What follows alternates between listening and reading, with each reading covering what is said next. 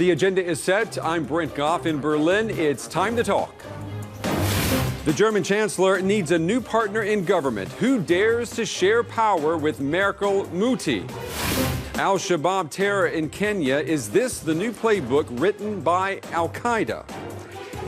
And hard as bricks, do emerging economies have the right stuff to lead, not just follow? Well, welcome to the show, everyone. I've invited three people today to talk, argue, and pry apart these headlines. My first guest just arrived from Rio de Janeiro to talk about a golden age for emerging economies. I'm happy to welcome to the show Mr. Roberto Fent. He is Executive Director of the Brazilian Center for International Relations. Mr. Fent, good to have you on the show. Thank you. My second guest is spending most of her time explaining the growing threat of terror on the Horn of Africa. I'm happy to welcome Annette Weber to the show. Now, she is with the German Institute for International and Security Affairs here in Berlin. Annette, it's good to have you on the show. Thank you very much. And my next guest is maybe licking his wounds after his party, the Social Democrats, failed once again to topple German Chancellor Angela Merkel and her conservative CDU from power. I'm happy to welcome to the show Philipp Steinberg. He is Deputy Chair of the Social Democrats, the SPD, here in Berlin. Philipp, I'm glad you braved it and came on the show today. The Germans call Merkel Mutti, mommy. They seem to love her. But for parties sharing power with her, it seems she turns into Medusa. Why in the world would your party want to try governing with her again? Well, that's exactly the question. Actually, we don't want to govern with her because we want a policy change in Germany, and we are not sure that we can achieve that with Merkel. So actually, the process in the party has just started. We are discussing our options, and we are certainly not eager to govern with Angela Merkel. But your party has said that they're willing to talk to her.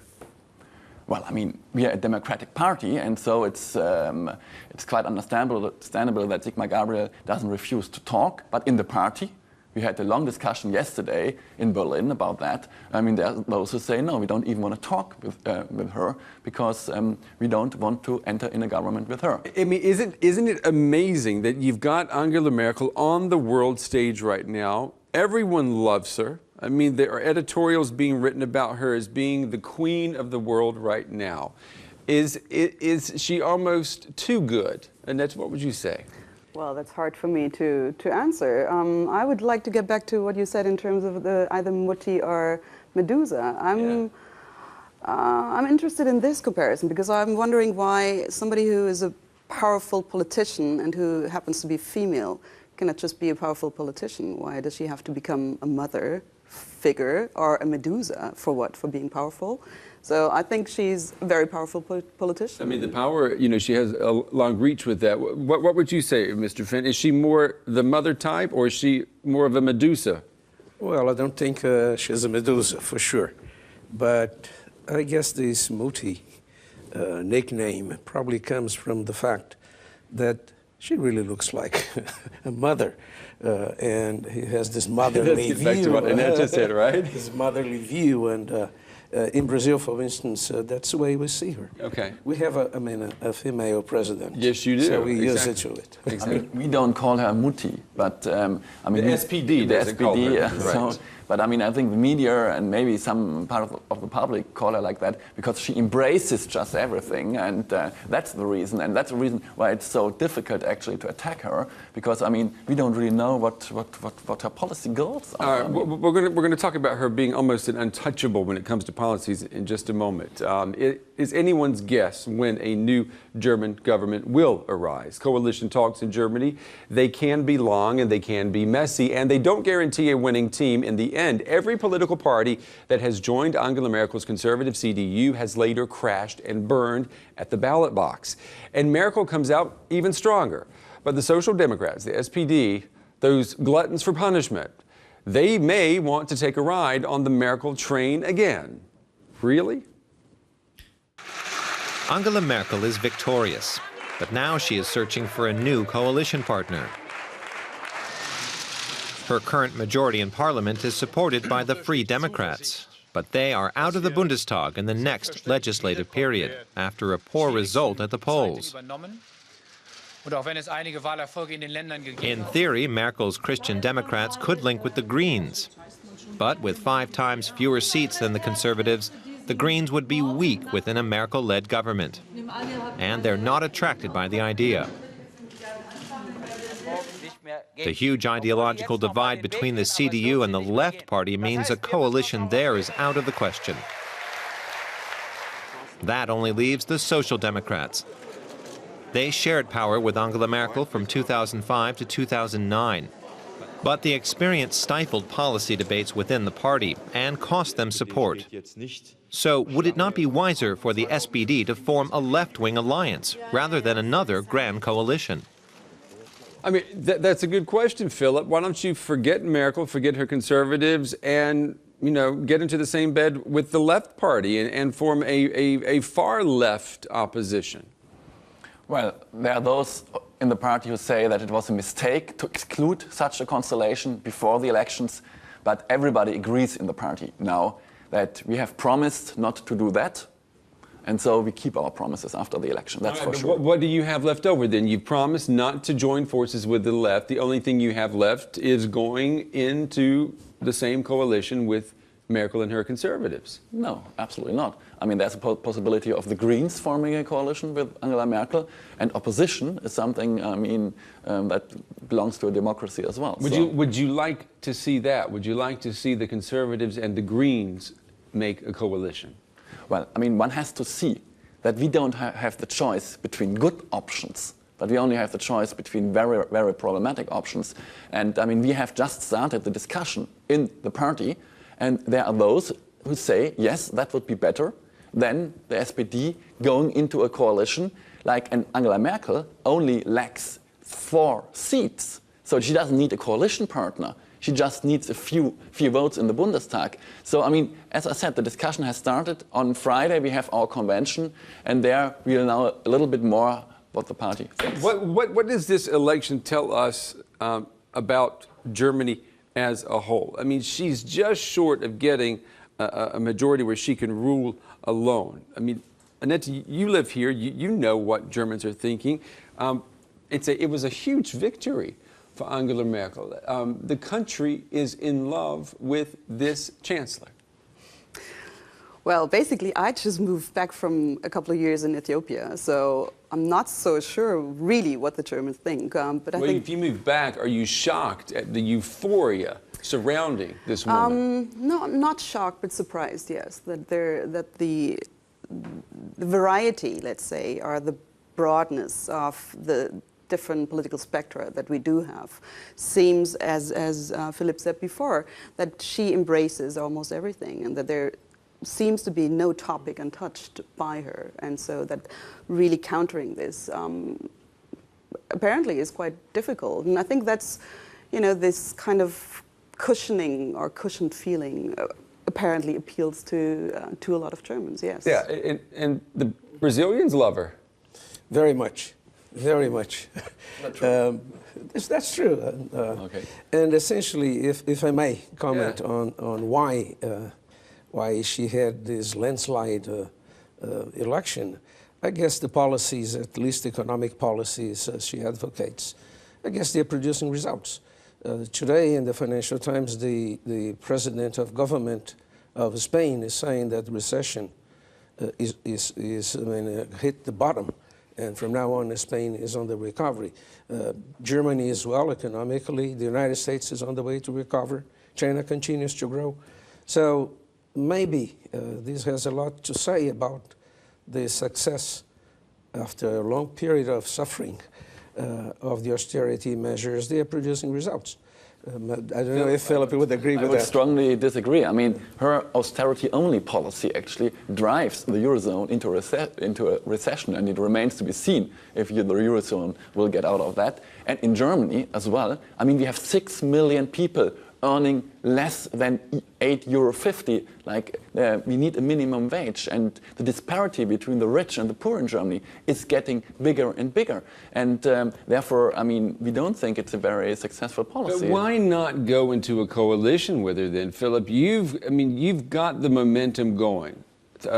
if you look at what Germans say is most important to them right now, number 3 is social inequality. You've got the power of the people behind you. Go into a coalition and force her to establish a minimum wage. Well, that's certainly one of the options we are discussing. The problem is just we haven't heard anything from Merkel. I mean, it's up to her to make the first move. She has to show that she is ready to go into a coalition, to make concessions, and up to now we don't know anything about that. She said she's willing to talk. My question is, if you guys go in and talk with her, are you going to push it and say, this is one of our demands, a minimum wage, either a minimum wage or no coalition? Well, I mean, this is one of the questions our convention on Friday will have to talk about. But personally, I'm quite sure, of course, without a minimum wage, without equality for men and women, a quota for women, and all that, we will certainly not. I mean, I personally, at least, would not be willing to enter into a coalition like that. But that remains to be seen what the party decides. Today, it's been written about her. Roger Cohen in the New York Times wrote that in a likely grand coalition with the SPD, we're not going to see the neoliberal Free Democrats anymore, obviously. Angela Merkel will show a little more growth-oriented indulgence towards the likes of Greece, for example. She should, he says, but any change will be marginal. Aren't we looking at a politician whose success comes from the fact that she only takes baby steps, she never takes big steps? Doesn't that, you're raising your eyebrow there, Annette. Well, I would like to see it from, let's say, the foreign policy. And yes, but this doesn't only go for her. I think for the elections, for all political parties, what we were missing was definitely to have a more pronounced profile in terms of what is Germany standing for in international politics. What kind of positions does Germany want to take in, the UN missions? What positions does Germany want to take in, let's say, making use of their channels that they do have to conflicting parties, and that they could use? These kind of questions, I think, were absolutely absent from the elections or from the. Wasn't that the success of the campaign? I mean, this was almost an issue-free campaign. Well, if she so successfully won the election, I guess that was what the voters wanted to see. They're not so much interested in those issues as much as they are interested in domestic issues. Might be. The fact is she won the election, and with a big majority. So that should say something about what the voters think. Philip, no issues in the campaign. What did you guys do wrong? Well, I mean, if you look at the CDU program, I mean, it's a beautiful piece. It's really a beautiful piece with no content at all. So, and then even if you have this piece, I mean, in the last treaty, the coalition treaty, a lot of beautiful things were enshrined into that treaty, and she actually put into practice almost nothing. No real tax reform, 24 billion euros tax reduction, nothing. Like a big pension system reform, equality of the pension in the East and the West, nothing. So, I mean, we don't even know what she actually wants to do now, what she is willing to do. And I mean, at the end of the campaign, of course, our issues, our topics, like a minimum wage, like a fair health insurance system, like equality for men and women, for total equality for homosexuals, and all that. I mean, that actually gained momentum, and we are sure to have the majority for those issues. The only problem was, and there we need to be a little bit critical of ourselves, I think, that the campaign so much focused on things like the price of a bottle of wine, or the price, how much can you actually take for a talk in public and all that, that actually distracted the whole campaign as well from those issues. And but if you end up in a coalition with her, do you feel like you have the political power to push these issues, to force her hand? I mean, we don't know yet, because it's up to her actually to take a move, to tell us what she thinks, what she wants to do. So she has the power. It's up to her. It's like in German you say, der Ball ist in ihrem Spielfeld. The ball is in her court, in exactly. Her court. You're giving her the power right now. And no, but then she has to say what she means. And then, of course, I mean, I'm sure we would never enter a coalition without substantial parts of our program being that we can find that in the coalition We're- treaty, we're- if a coalition treaty were to be done together. We're going to have to move on shortly, but let's say you do go into a coalition with her. How long is it going to last? When are we going to be sitting here again talking about new elections?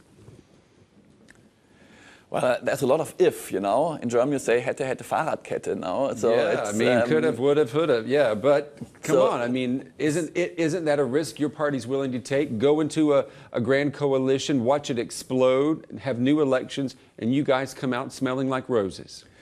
Well, first of all, I mean, we need to actually, we are talking about the coalition and or the opposition strategy. So if we are in a coalition, well, then that it depends upon how it works. And if actually the promises made in the coalition treaty by Angela Merkel would be actually enacted into practice. And that remains to be seen. I mean, All right. Well, you know, I love to do flash polls at the table here. I do this on Twitter all the time, too. So before we move on, let me ask all of you, you know, just out of your gut, in 4 years, will we still be talking about Merkel as chancellor? Yes, You think so? I think so. Annetta? I Come don't know. on. I really don't know. You don't know? I'll let you get away with that. Philip? no, absolutely not. All right, good. Spoken like a true SPD man. All right. The new German government will have to focus its attention on the terror advances of the Islamist militant group al-Shabaab in Somalia and Kenya. Kenya's foreign minister says that Americans and a European are involved in the hostage siege that we've seen at the Westgate shopping mall in Nairobi.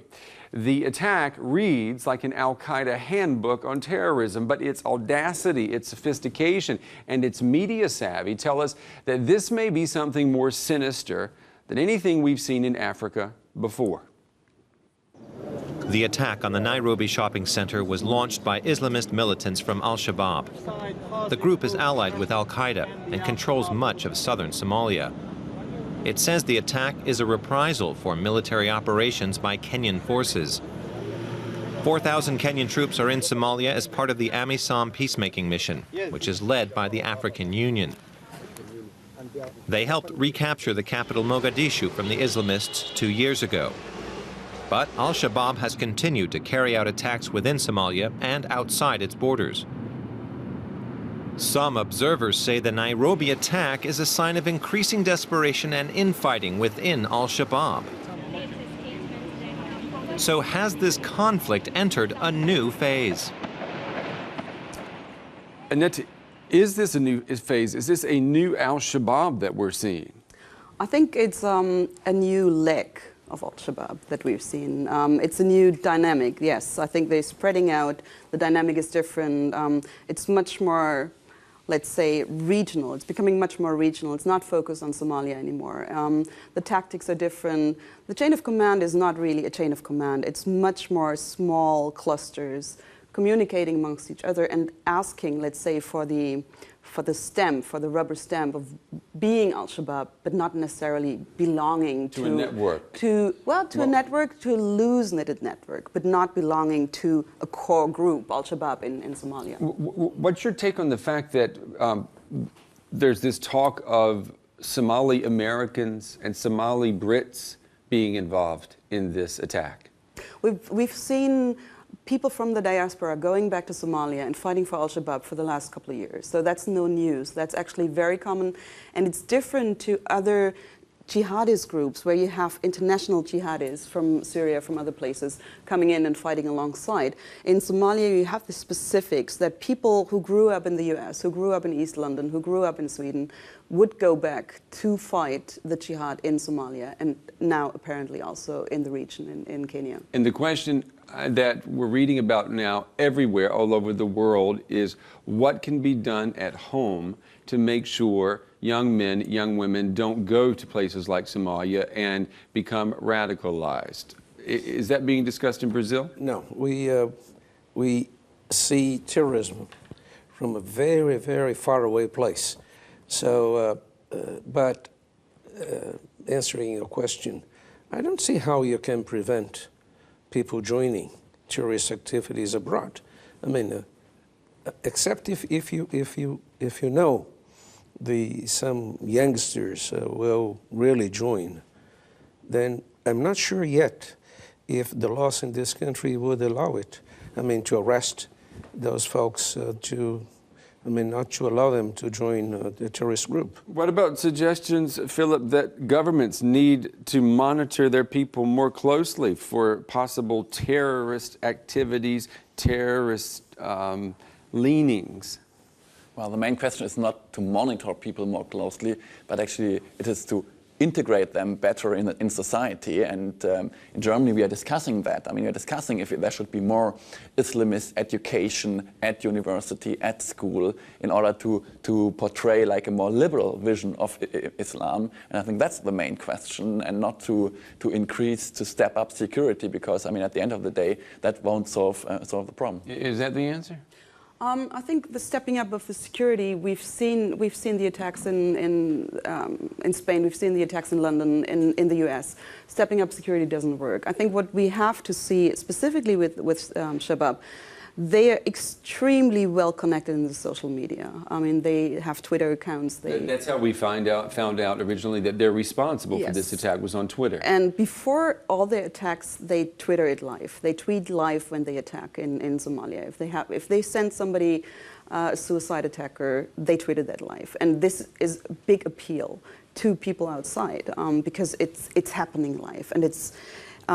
They have blogs. I mean, Al-Amriki, one of the leading American fighter in Somalia, he had a blog where he had raps. I mean, he was rapping about becoming a jihadi in Somalia. It had a huge appeal, and people followed that. That attracts young people. It attracts young people. What does it entail? What do we have to do about that? I mean, no, and I think that what you said before, I think it's not only integration, but it's also, I mean, we work on school levels. I mean, if the kids are not in school, if they hang out in youth centers that are Muslim youth centers that are jihadist influenced, that's something we have to to get into, to have a counter, let's say, idea about what is of interest for these kids. Is that discussion taking place anywhere? No. I mean, really, are we being politically correct in being silent about the radicalization that's happening at home? What do you say, Mr. Fenn? Well, I tend to agree with Annette that it's very dangerous to keep on spying on people in general, to try to find potential terrorists.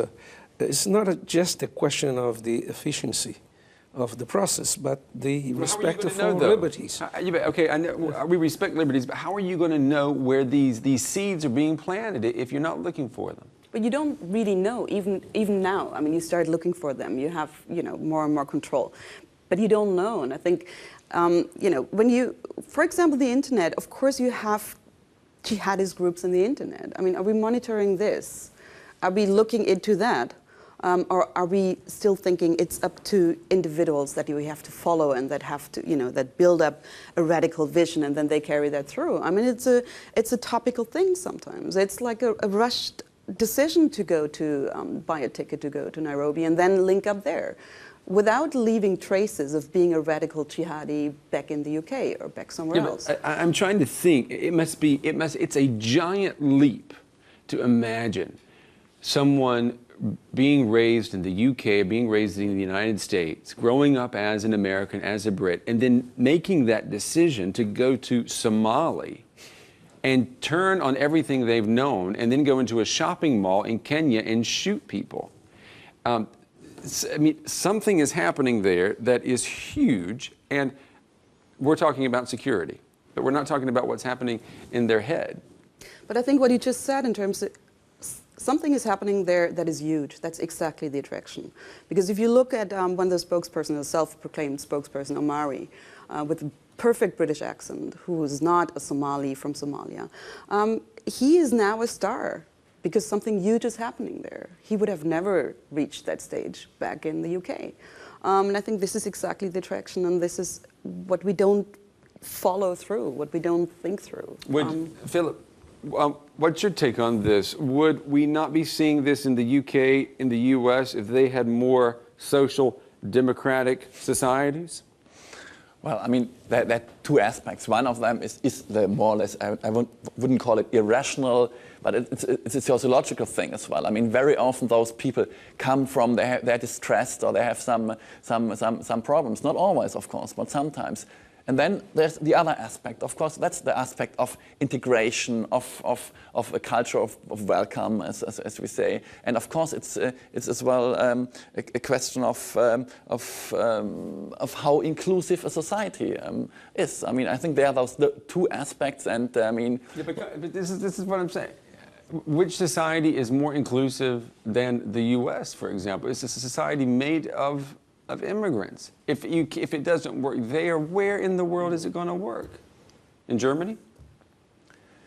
Well, I mean, of course, we see those tendencies. There are also, as well Germans, of course, going abroad and fighting for jihad. I mean, that we see that, and I mean, well, we will not be able to always prevent that, that's for sure. But you need to monitor, of course, social media. You need to, of course, a social environment, school, and so on, that actually is able to attend to individuals. I mean, that's for sure. And therefore, we need to step up our attempts, our efforts, actually, for education and all that, and that's what we are proposing actually in our election program. But I would like to add on this, because you asked the question about, you asked the question, maybe it wasn't so attractive for the voters in terms of foreign policy. I think it's part of it. I really think it's part of it, because the attraction to join Al-Shabaab is not just lack of integration in the host countries. It's also the understanding that Somalia, for example, is occupied, is invaded by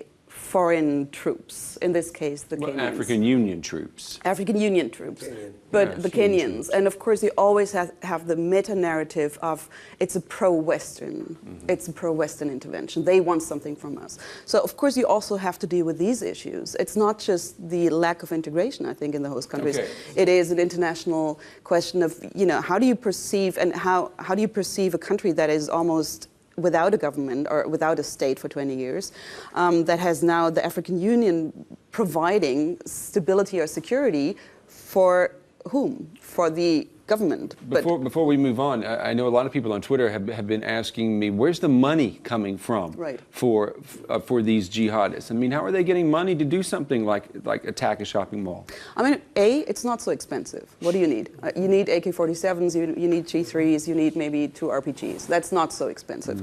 Then for Al-Shabaab, the money was mainly coming from the second largest port they had the control over, Kismayo, in southern Somalia, and they had the charcoal business under their hands. So the charcoal business in Eastern Africa is huge. All the charcoal goes to the Gulf states. So this is one income. Then through the social medias, they collect money from all over the world. I mean, you don't even need to go to Western Union. There we are with social media again. Yeah. You have individuals in different countries who do support the cause. You have people sitting in the Gulf who support the cause of Al-Shabaab and pay for it. You have people sitting around the world. You have people sitting in Brazil pumping some money, in the U.S. Exactly. So it's not like one stream. Before we move on, how big is this going to get?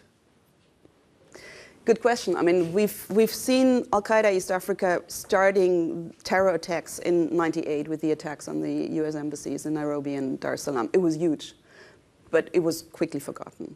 And then, we had September 11, and since then we have more awareness of terrorist attacks. So it depends really on what's the follow-up and what kind of reaction the Kenyan government will take. I mean, the CIA has a huge operation in Nairobi. You expect to see that get bigger?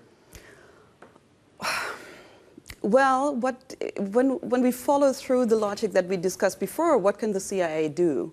What can they know about people who are in Somalia? Because we shouldn't forget that, of course, Shabaab obviously has they're not doing group. enough. Obviously, they're not doing enough. If a shopping mall can be attacked like this for days at a time. Yeah, but I mean, we've seen schools being being, well, the hostage situation in Russia, we've seen all this. If you have a hostage situation with so many people, you cannot just bomb it out. All right. Let's move on now. We're running out of time. We got one more topic to talk about. Here in Berlin this week, a conference is taking place called the Golden Age for Emerging Economies. But the shine has apparently worn off. The core of the emerging world, the BRICS nations, are slowing down. Now, when the U.S. Fed began to signal that it will soon taper off its stimulus policy, currencies in BRICS nations such as India plummeted. Suddenly, no one is rushing to invest. When the U.S. pulls back, emerging economies can't pull ahead. So are the BRICS softer than they seem? The term BRICS began to be used by economists to refer to the world's key emerging economies more than 10 years ago. Beginning in 2006, the governments of Brazil, Russia, India, and China began to hold regular high-level meetings to discuss cooperation. South Africa joined the group in 2010. This year, the BRICS countries agreed to set up a $100 billion fund as investment from the U.S. and Europe falls away. Together, the countries are home to more than 40% of the world's people. But there are great differences between them. For instance, China's economic weight dwarfs the others, and there are disagreements about how to use the influence that the members have. So is the BRICS association built on a solid foundation, or is it starting to wobble? Mr. Fendt, have we put too much faith in the power of countries such as yours, such as Brazil and the rest of the BRICS? BRICS is an acronym, as you know, invented by an American investment banker. So we're going to blame it on New York. Well, I'm not blaming anyone. I'm just saying that this acronym was invented by someone outside the BRICS. And at the beginning, before South Africa joined, they had in common the fact they were very large countries with large populations and were emerging countries. And then South Africa joined because, well, you needed someone from Africa to make it fully international. We are quite different. It's like we are talking about Africa. There is no Africa. There are several different countries with different perspectives and features. In the case of the BRICS, you have two solid democracies, India and Brazil. You have other countries not so democratic in the group. And does that make a big difference when we're talking about the economic potential? China's not a democracy, and everyone looks to China to save the world. Everyone looks to China because China is the power engine of the international economy. And that justifies looking at India, at China. Today, China, for instance, is the largest partner of Brazil on both directions, imports and exports. So you cannot ignore, after the Cold War ended, you cannot ignore we live in a multipolar world. And it's expected to have, besides the superpowers of this period, other emerging power centers. But what about this notion that the BRICS are not as strong? I'll ask all of you about this. Have we come to expect too much from emerging economies? I mean, when the U.S. Fed says, they're going to stop pumping, $85 billion a month into the economy, all of a sudden investment freezes in the BRICS countries. Are we expecting too much from emerging countries? The SPD certainly has a firm opinion on that, Philip. Well, it's international cooperation is always difficult. I mean, we ask the same question with the G20. I mean, are we asking too much of the G20? And so there we have subgroups, of course, in this context. And therefore, I think it's fair enough and of course, totally reasonable that countries actually try cooperation. But I mean, yeah, as it was said, I mean, they are very heterogeneous, and so I mean, and the process, in my view, in my perception, has just started. I mean, it's still at the beginning, and it remains to be seen if if the foundations are solid, or if it's just something which is too heterogeneous. I think the question is exactly the timing in terms of, are we expecting too much? Yes, if we expect things to change, to turn around in 5 years, of course. I mean, what economy, can you expect to pick up? I think, to me, what is interesting with the BRICS is the expectation or the ideal to have South-South cooperation, and that would be also my question: does that really work out well, or is it, is it really multipolar, or is it China-centered, China and... Yeah, Mr. Finn, what is the truth there? I really do not agree with this point of view that this is China-centered. China has some political ambitions and some economic ambitions which are different from what we've seen in the past. But I fully agree with Philip. I mean, these emerging countries, emerging economic countries, this process is not too long in time enough to assure that they will play the role probably most of the people in the developed world was expecting. Aren't you afraid, though, Mr. Fenton, that a country like Brazil could be sucked into a political power game led by China? China's got all these currency reserves. China says, yeah, we'll do a $100 billion fund for the BRICS. We don't need the U.S. dollar. We don't need Washington. Sounds pretty good, doesn't it? Not at all. Do you believe that? Do you believe that? I don't believe it for sure, because today the United States is still the powerhouse in economic terms of the world, but has no more than 25% of world GNP. The world is really multipolar these days. There is no one sucking or attracting politically or economically any country, at least a country the size of India, of Brazil.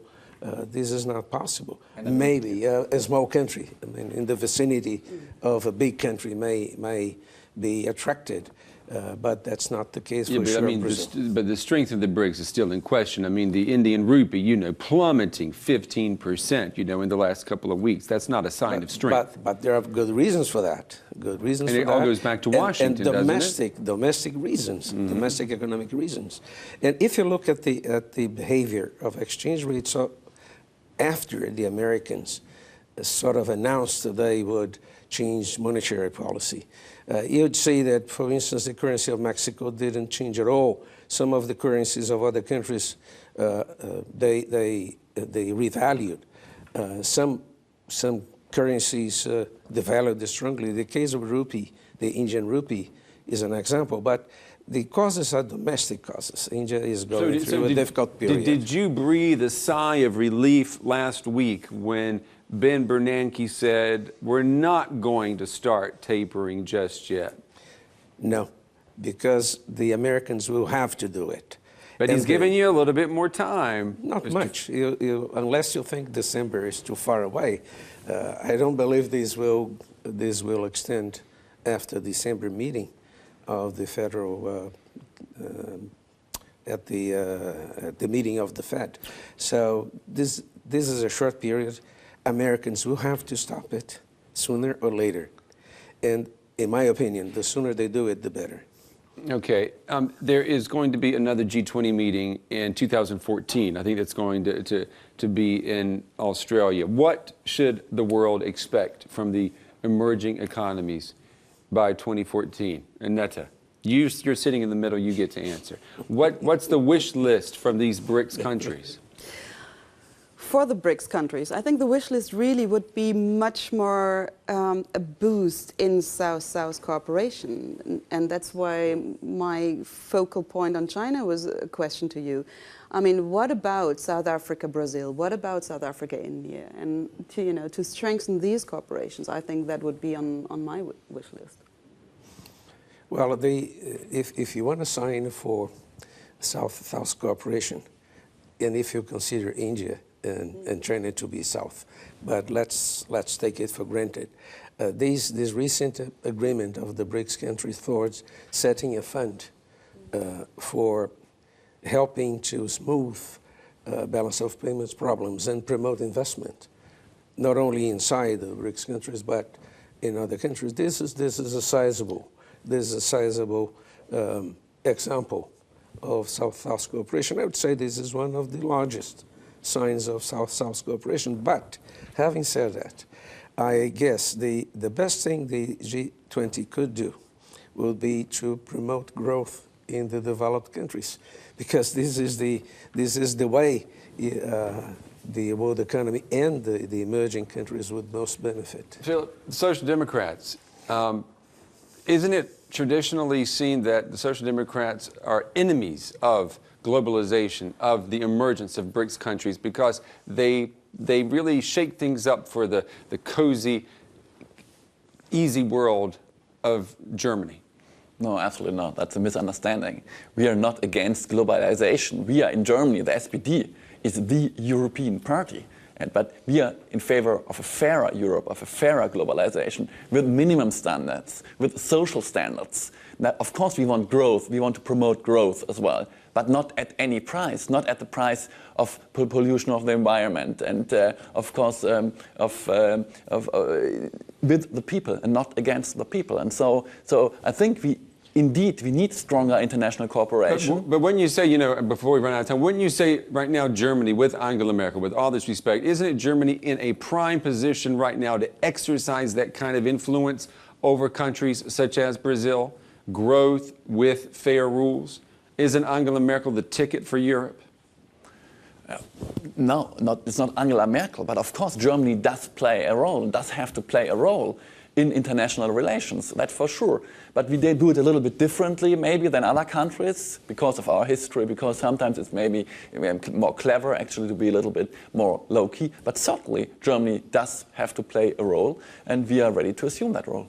Okay, that's very good. We're running out of time. Let me ask you, Mr. Finn, I'm going to end it with you. The BRICS countries, in 2 years, will we be talking about an average GDP growth, 5%, 7%, 10%? Look into your crystal ball. 7%, because that's what China will be growing. China is the largest China's the of the BRICS. Right. So if you average it out, it will be about the rate of growth. Okay, and Philip, for Germany, with a grand coalition, GDP growth in 2 years? 2.5%. 2.5. All right, there you go. He's a man who's for Merkel, obviously. All right, that's going to wrap up this edition of Agenda with Brent Goff. Remember, you can contact me anytime with your thoughts on the show. Tweet me at BrentGoffTV, or you can email me at agenda.english@dw.de. And you can watch the show again on DW's website or on YouTube. I'm Brent Goff in Berlin. Join me next time when I set the agenda.